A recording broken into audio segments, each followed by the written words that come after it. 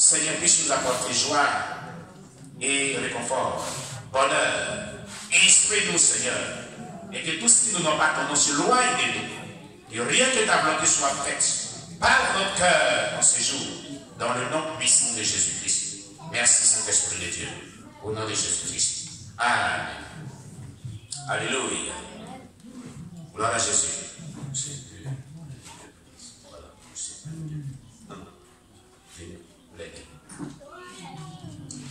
Nous allons voir la suite de notre message. Venez ici, approchez, approchez encore, approchez. Voilà, c'est bon. C'est bon. Alléluia. Nous allons voir donc la suite de notre thème sur le temps est fini de Kingsley Ubali. Aujourd'hui, le temps est fini de Kingsley Ubali. Gloire à Jésus-Christ. C'était merveilleux, nous devons voir la suite. Alléluia. Très important.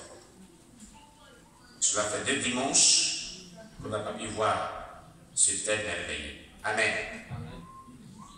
Et c'est sa toute première expérience avec le Seigneur Jésus-Christ, Kingsley Ubali. La dernière fois, on avait vu successivement, dans Le temps est fini, de Kingsley Ubali, nous avons vu que Dieu, il y avait un groupe de jeunes gens, il avait invité pour une campagne d'évangélisation, afin qu'il rende son témoignage à ce programme. Amen. La pression du jeune évangéliste, des enfants qui pleurent pour le salut de leur âme, le strict jugement de Dieu. Mieux vaut pleurer maintenant que de pleurer dans la GR. Une question à Dieu qu'il avait posée. Pourrais-je être enlevé? Amen. Parce que Kingsley Ubali disait que son nom n'était pas inscrit dans le livre de vie. C'est la liste de ceux qui devaient sauver. Et puis il était content de l'œuvre qu'il faisait. Il devait multiplier cette œuvre. Alors lui disait à Dieu, mais est-ce que je suis enlevé? Si tu venais là, est-ce que je suis enlevé? Il était en colère de cela. Si vous vous souvenez, on a parlé de cela. L'apparition d'un ange dans sa chambre, quand il avait mangé, il avait un problème d'indigestion. On avait parlé de cela. Le message du Seigneur que Dieu lui avait donné, on avait vu cela. La ligne invisible de jugement de Dieu, on avait parcouru. Amen. Progressivement. Alléluia. Et puis, nous avons vu donc plusieurs personnes dans cette ligne invisible de jugement. Et on était arrivé à la suite. On avait vu donc une femme qui était condamnée à cause des habillements indécents. Amen. On avait dit comme ça qu'une dame atteignit l'endroit où se trouvait la ligne. Et la ligne apparut en couleur noire. L'ange lui demanda si elle savait pourquoi la ligne est apparue en couleur noire. Apparue en noir. Et elle dit non. Alors l'ange lui a dit, de consulter sa blouse. Et elle répondit qu'elle ne trouve rien de mauvais sur la blouse. Et l'ange lui a demandé, Dorothy Top, ne vois-tu pas que ta blouse ne couvre pas tes seins? Donc ton vêtement, ta robe ne couvre pas tes seins. Les mamans et les jeunes sœurs, aujourd'hui dans les assemblées chrétiennes, s'habillent. Et les seins ne sont pas couverts, et les seins là sont au dehors. Le fait que les seins de cette jeune dame n'étaient pas couverts totalement, c'est ce qu'ils envoyaient en enfer. Elle était chrétienne. Mais aujourd'hui, les gens s'habillent de manière délabrée, de manière séduisante, de manière provocative dans les assemblées chrétiennes. Pour séduire et faire chuter les gens dans le péché. Les saints qui sont au dehors, c'est qui a fait que cette dame est allée en enfer.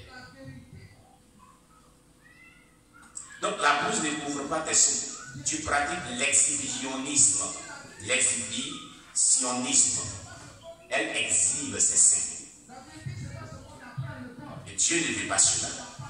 À cause de cela, elle est allée en enfer. Tu as exposé ton corps au monde, le dirait l'ange de Dieu. Et tu dois aller à l'endroit qui est préparé pour des gens comme toi. Quand l'ange a dit cela, une voix semblable à un tonnerre dit, je ne te connais point, Dorothy Top, éloigne-toi de moi, éloigne-toi. Et elle fut transportée dans l'enfer. La manière dont tu te réveilles, la manière dont tu t'habilles, est prise en compte dans le ciel. Ta manière de te revêtir. Si tu te réveilles au moment d'exposer une partie de ton corps, exposer tes seins, exposer tes cuisses, exposer tes mollets, exposer ton derrière, et des fentes qui arrivent jusque là. Et quand ça arrive ici, ça commence ici, jusque là. C'est pas bon.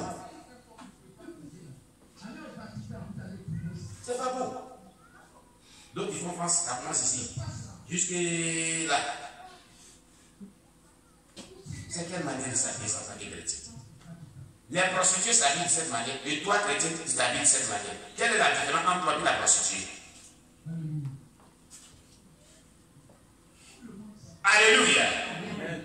Donc la manière de te vêtir, si ce n'est pas de manière décente selon la Bible, ça va te conduire en enfer parce que tu amènes les gens à pécher.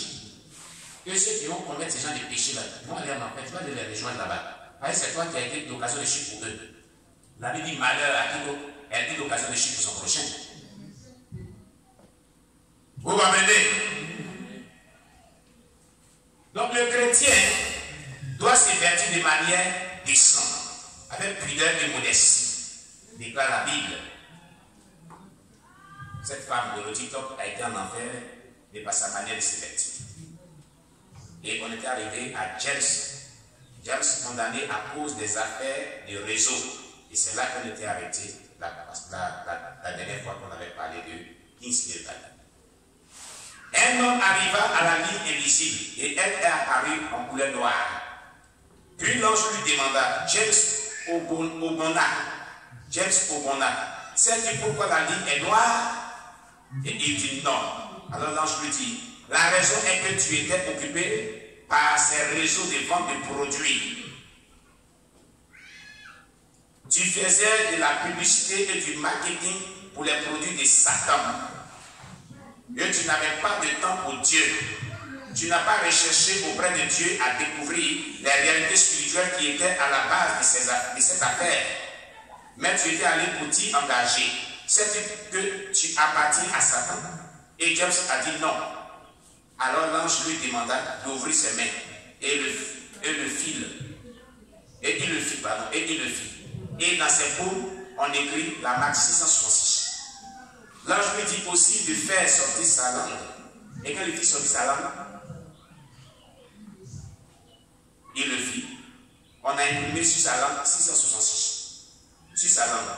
Lorsque James a entendu tout cela, il n'en se revenait pas. Et voulait dire quelque chose. Mais au même moment, une voix disait, James, tu es mon ennemi pour toujours. À cause de quoi? Les produits cosmétiques. Il vendait.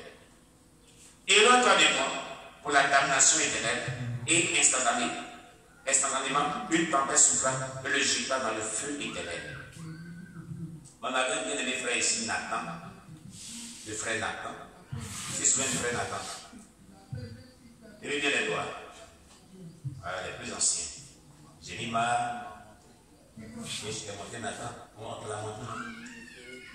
Nathan t'a monté Nathan qui est. Nathan, quand on a fait le programme ici en plein air avec la postère Déborah des Saints de l'eau, c'est par ce programme qu'il a été converti. Nathan habitait là, la cour en face, derrière la deuxième cour en face. Où loger là, ce qu'on appelle dans le cour derrière la deuxième cour. Il vient là avec Hulda, sa bien-aimée. Et comme on avait sensibilisé presque tout le quartier, toute la ville, pour le programme avec Déborah, les Saints de l'eau avec Maman Casso, le monde était rempli. Jusqu'à des endroits éloignés. Et cette jeune fille a rendu son témoignage. Elle a parlé des produits cosmétiques qui ne sont pas bien, que Satan a fabriqué pour souiller le corps de Christ. Et elle a parlé des gens qui Christ là qui vont en enfer. À l'issue de son témoignage, Nathan et Hulda se sont donnés au Seigneur. Ils sont dépouillés. Ils venaient prier ici avec nous. Et Nathan a un appel de Dieu sur sa vie. C'est quelqu'un que Dieu a appelé, que Dieu va utiliser puissamment. Regardez comment ça l'utiliser puissamment d'ailleurs. Amen. Maintenant, Nathan, il est vendeur de produits cosmétiques. Parfum, cocobuteur, et qu'on appelle encore fleur de peau, couleur de peau, on ne sait pas. Font des biens, tout ça. Vous connaissez les noms, il n'a jamais écouté ça. Et Nathan, qu'est-ce qui va se passer? Un jour, on lui parlait, on a eu des témoins qui parlaient des produits, et puis il était têtu, il vendait toujours. Il a eu un songe un jour. Un homme vêtu de blanc, tout blanc, appelé Nathan. Il a toujours ses mains, ce petit panier tout joint. Son pays pas